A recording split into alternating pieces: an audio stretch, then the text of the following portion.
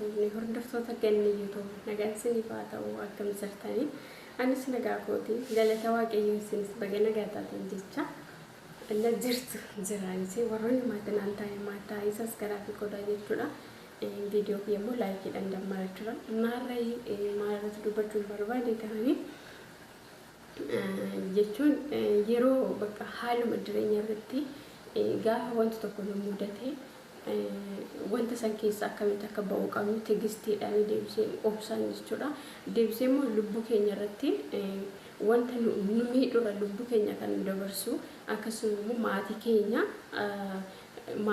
haadha abbaa keenya obboleewwan keenya zalaalamii isaanii akka madaa isaaniitti ta'ee jiraatan akka kan goonu isa kanarraa akkamitti akka of eeguu qabnu irratti dubbachuun barbaade jechuudha. Hamma dandeettii kootii jechuudha.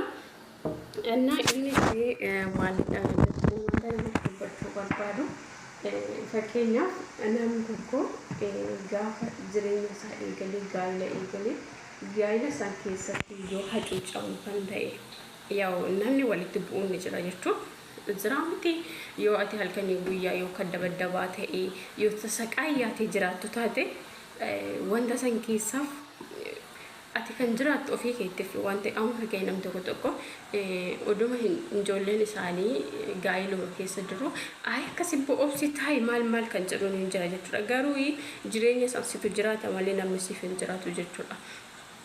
Yoo fakkeenyaaf ijoolleen biyya arabaa kana yoo fudhannee mana madaamni keessatti maallaqa isaanii dhabanii damooza isaanii malee nyaata malee tasaqaayyaanii hojjetanii jiru jechuudha. Garuu makaraa isaanii isaantu beeka jechuudha. Garuu namni kuufan obsi hojjedhu akkas ta'ee hin darbaa jedhan jechuudha. Miidhama namni sun miidhamu immoo abbaa isaantu beeka jechuudha. Kanaaf inni kun immoo booddara deemee maal ta'a namni sun lubbuusaa of baasu bakka jiraamti. Zalaalamii isaa immoo akka nama haadhaaf abbaa isaaniitti madaa ta'anii hafu jechuudha. Gaafa tidaarii tokko jammaranii tidaarii sun yoo hin taane ta'ee bakka jiraam gaafa waan tokko eegaltu wanti kun naaf taa'ettee eegalta garuu adeemsa keessa ta'uu dhiisuu danda'a. Adeemsa keessa namni sitti qayyaramuu danda'a jechuudha. Giin gaafa ati tidaarii qabattee yoo bultee tidaarii keessatti gammachuun hin jiraanne ta'e wal gammachisisuu hin dandeenye ta'e yoo kan miidhamtu taate deebistee immoo goddanyaa keetitti simattee goddanyaan ta'e obsi boru akkas ta'a guyyaan boruu hin jira yoo sin jirte ati obsitee adaduma wanti sitti caalaa yoo jiraate deema yoo jiraate ati immoo akkaataa wanta san keessa itti baatu maftee godhachuu qabda jechuudha. Maaliif tokko rabbii keetti wajjin yaade haasofte akka waaqayyoon wanta san keessa si baasu jabina si barbaachisa jechuudha. Yeroo baay'ee jechuudha miidiyaa kanarrattis inuma agarra jechuudha. Deebisee qananii haadha manaa Andaaleemii tana jechuudha. Namni yaa sababa ishinitti duute ishii rabbitu beeka jechuudha. Ani waa'ee viidiyoo kanallee hojjechuun hin barbaanne durumaan callisee jira. Maal jenna abbaan firdii waaqayyoodha. Waaqayyootu beeka jechuudha.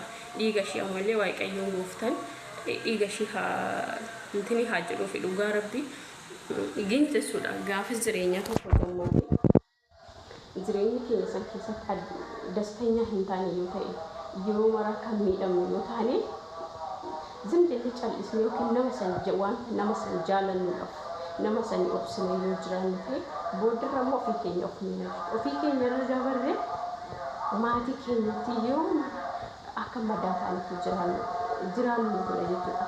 Amma asirratti maal jechuu barbaadatanii egaa wanta jireenya keenya san keessatti nu miidha kan jiraatu yoo ta'e obsi daangaa qabamu ta'e zimjalleetuma osoo manatti miidhamaa otuma jiraannu ba'eetti immoo kofallee keessa keenyatti osoo miidhamaa jirru booddarra immoo akkanaa kun miidhaan rangaa waan ta'eef bakka wanta keessa jirtu jireenya amma fakkeenyaaf mana madaamii kan jiraamti mana madaamii keessuma jirtu hacuucamuun ni jira sarara kan nyaadha waan ta'eef inni jira gii wanta sirriitti wanta ana namiidhu yoo ta'e wanta lubbuu kiyyarra nagahu yoo ta'e bakka yoo ta'e mala marachuu barbaada jechuudha. Tokko gaafa lubbuu kiyya wanta lubbuu kiyya intini kan ta'u ta'e maallaqa fuutiin maaliif ani barbaacha birrii dhafanan biyyaa beekti maallaqa ishee nyaanni illee kee haafu yeroo mataa isumaayyuu immoo irra deddeebiitee akka hin nyaanne yoon oowwite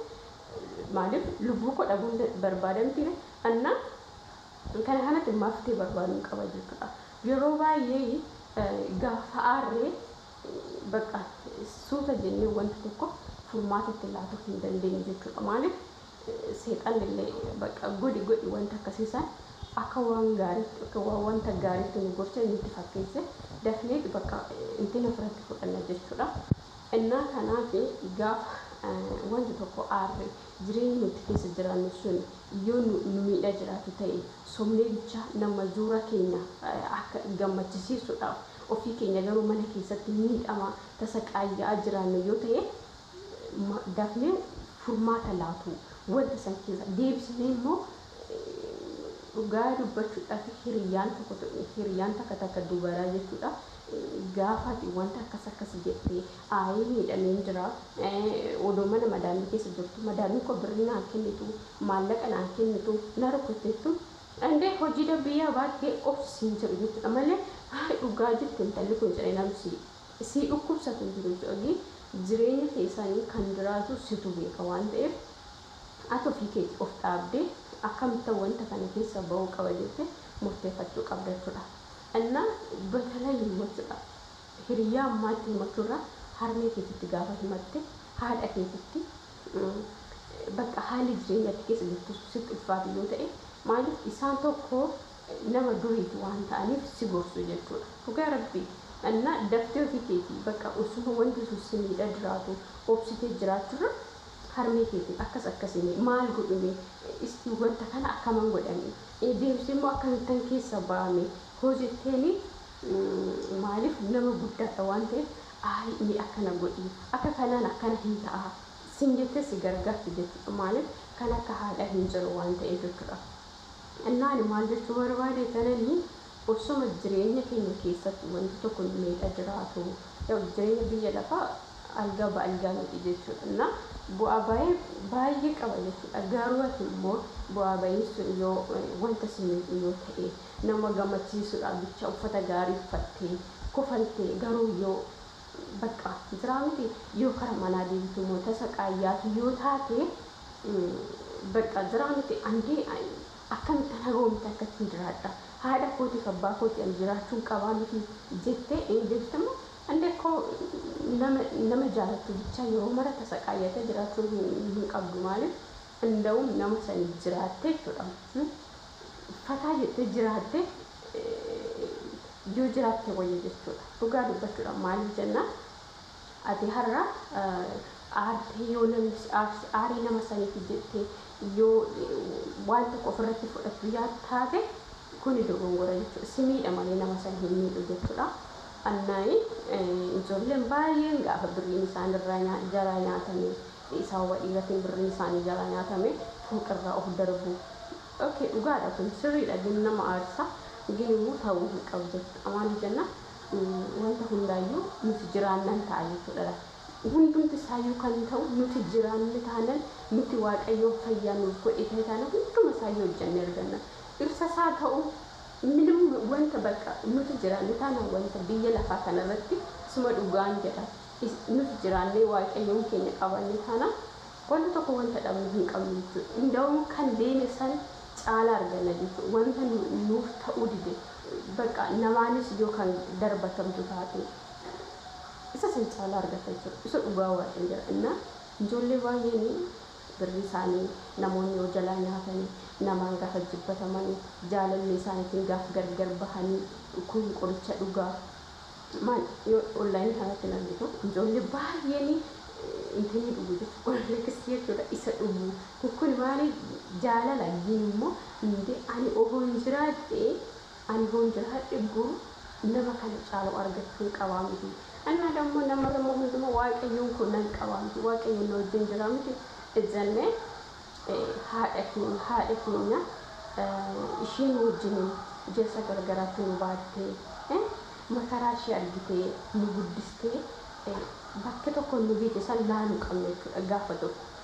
hamma namni nu miidhu bicha cal'isnee jireenya nuti keessa jiran osuma nu miidhu cal'isuu osoo hin taane deebisee tokko garaa haadha keenyatti himachuu haalli jireenya nuti keessa jiru akkana hojjenne yaada gahaa nuuf kennuu danda'u akka nuti wanta san keessa baanus nu jajjabeessuu danda'u anna amma mata dureen kee walumaa galatti maal jechuudha anis caala beekee osoo hin taane bakka nan laala jechuudha yeroo tokko namoonni aarii sekondii shaniitiif jedhanii lubbuu isaanii dabarsanii waan hin taane hojjetanii zalaalamni isaanii haadha abbaa isaaniitiin madaa ta'anii akka isaan yeroo maraa karra laalanii dhalli kooyyuu akkas taate amanuu du'uu ishiitti amanuu hamma jiraataniif gahama jechuudha. Kun maali seexana nu gammachiisne waaqayyoon nu gaddisiisudha.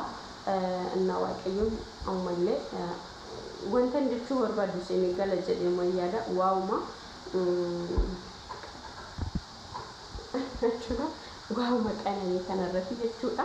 Anna ammallee warroonni jireenya keessan keessa dhuma jirtan gaa'ela keessan keessa jirtan dastanya kan hin taane yoo ta'e wantoonni akkanaa kun hacuucaan akkasii naamni bakka jiraamiti bakka wanta simmiidhu yoo ta'e lubbuu keessan haalli seetiin jiraatan yoo ta'e dhugaa rabbii dubbachuudhaaf furmaata laadha malee keessuma keessan hamma lubbuu keessan wanti jedhu fooqirraan of warawwaruu wanta akkasiisa hin yaadinaayi osoo dura wanta kun hundi sinirraa hin gahin fakkeenyaaf nam tokko gaafa jaalatanii wajjin oduma jirtanii har'a osin arrabsee okay borummoo yoo namni borummoo yoo har'a osin arrabsee okay reshee kan obsita borus immoo deebisee osin arrabsee in obsita borummoo yoo zaarii keetiin si arrabsee maatii keetiin yoo si arrabsee in deebisee immoo ittaan chamtu immoo yoo ulee sitti kaafate bakka itti maalan godhuu qabaa wanta kana jala akkamitti bahuu qabaa furmaata laatu qabda jechuudha. Ammallee zuma jettee teessee bakka nama tokko maal jedhu gaa'ela qabadheen dura bakka hoo ta'e bakka amma isaa maachi eessan deema nama kana akkamittan dhiisee deema isa malee namni hin argatu wantoonni akkasii sun ni jira jechuudha.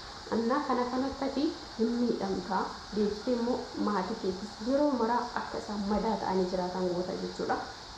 Dhugaa dubbachuudhaaf aarii yeroo gabaabaadhaaf jettanii waan taane murteessitanii ofiisin miidhinanii sinin jira yoon balleesse na ofiishaan bakka kanatti badaman gootee tanaan jira nan sirreeffadhaa namni waanuma itti mul'atu dubbata waan ta'eef innaa kana fakkaata viidiyoon kiyarraa waroonni maatiin aantaan maatii ta'anii saskiraayib godhanii sinin jira xiyyeeffannoo irratti godhaa hamma ofii kanitti hin gahinaa jechuu barbaadatanii nagaa dannaa tura.